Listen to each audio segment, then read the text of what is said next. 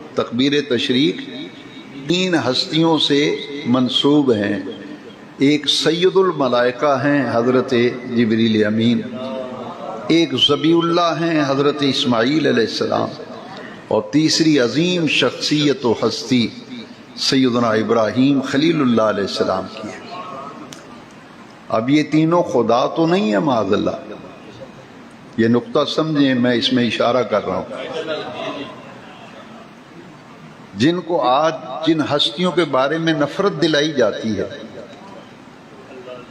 اور یہ کہا جاتا ہے کہ یہ بابوں کو ماننے والے ہیں، بابوں کو ماننے والے ہیں، تو اسے کہے بغیر چارہ نہیں ہے کہ یہ تو مقبول ہستیاں ہیں جن کے لیے ایک لفظ بابا استعمال کر کے نفرت دلائی جاتی ہے. کہ آج اگر ان تین ہستیوں کے کلمات زبان سے نکلے ہوئے آپ پڑھتے ہیں تو کیا آپ نے رب کو چھوڑ دیا ہے اور بابوں کی زبان سے نکلے ہوئے کلمے پڑھتے پھرتے ہیں؟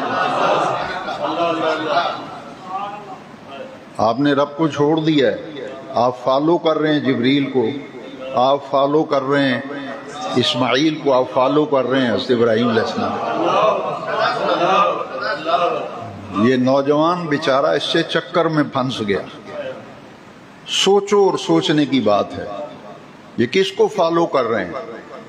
یہ تکبیر تشریق جو پڑھ رہے ہیں، امام قرطبی نے تفسیر قرطبی میں لکھا ہے یہ کلمات تو وہ ہیں جو حضرت جبریل کی زبان سے نکلے ہیں، یہ وہ کلمات ہیں جو سیدنا اسماعیل کی زبان سے نکلے ہیں، یہ کلمات وہ ہیں جو سیدنا ابراہیم خلیل اللہ علیہ السلام کی زبان سے نکلے ہیں.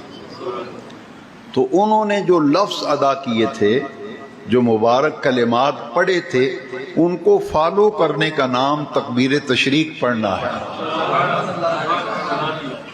لہذا انہیں غیر اللہ کہتے ہیں کہ یہ جی غیروں کو مانتے ہیں، بابوں کو مانتے ہیں. اللہ والو، جنہیں بابا کہتے ہیں یہ تو قرآن انہیں خلیل اللہ کہتا ہے،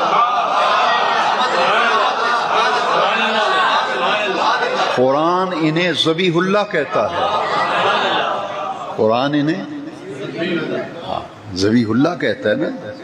فَنَادَيْنَاهُ أَن يَا إِبْرَاهِيمُ قَدْ صَدَّقْتَ الرُّؤْيَا.